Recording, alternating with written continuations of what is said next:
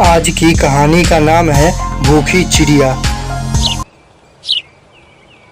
सालों पहले एक घंटा घर में टीकू चिड़िया अपने माता पिता के साथ रहती थी।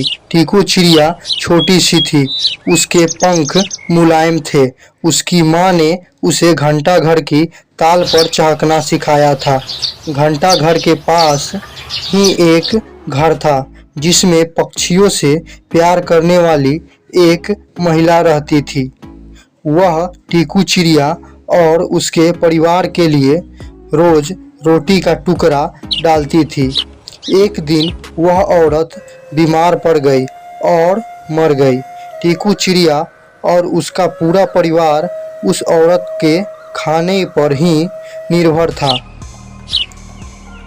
अब उसके पास खाने के लिए कुछ नहीं था और न ही वह अपने खाने जुटाने के लिए कुछ करते। एक दिन भूख से बेहाल होने पर टीकू चिड़िया के पिता ने कीड़ों का शिकार करने का फैसला किया। अब हमें कीड़ों का शिकार करना ही पड़ेगा। काफी मेहनत करने के बाद उन्हें 3 कीड़े मिले जो परिवार के लिए काफी नहीं थे। अरे, ये 3 कीड़ों से मेरा और मेरे परिवार का तो कुछ नहीं होगा। हमें और कीड़ों का शिकार करना ही पड़ेगा। इधर खाने की तलाश में इधर उधर भटक रही थी टीकू चिड़िया और उसकी माँ।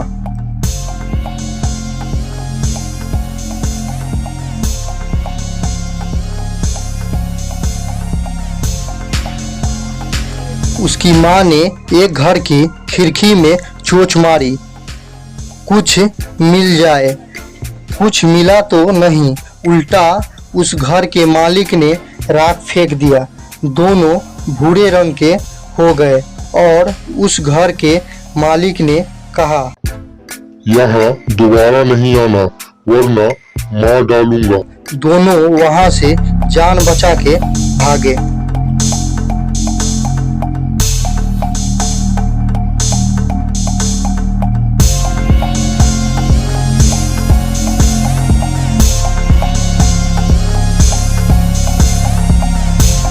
उधर काफी तलाश करने के बाद टीकू के पिता को एक ऐसी जगह मिली जहां काफी संख्या में खाना थे। टीकू के पिता बहुत खुश हुए और बोला, अरे वाह, कितने सारे खाने हैं। मैं और मेरा परिवार अब भूखा नहीं रहेगा। वह जब खुशी खुशी घर पहुंचा तो देखा कि घर में कोई नहीं है। 2 भूरे रंग के पक्षी उसके घर में हैं। टीकू के पिता ने गुस्से से कहा, तुम लोग कौन हो और हमारे घर में क्या कर रहे हो? और दोनों को भगा दिया। तब टीकू के माता ने रोते हुए बोले, तुम्हारे पिता तो हम लोगों को पहचान ही नहीं रहे, अब क्या होगा?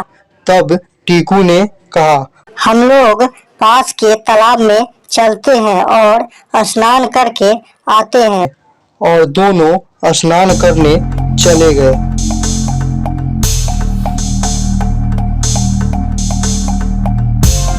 कुछ देर बाद जब स्नान करके वापस अपने घर आए तो उसके पिता ने उसे पहचान लिया और माफी मांगी और खुशी खुशी से सब एक साथ रहने लगे। अब उनके पास खाने का भी पूरा स्टॉक था।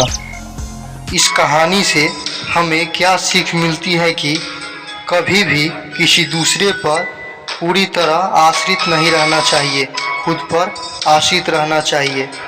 मिलते हैं फिर अगले वीडियो में। ऐसे ही वीडियो देखने के लिए और ऐसे ही कहानियाँ सुनने के लिए आप हमारे चैनल को सब्सक्राइब करना ना भूलें।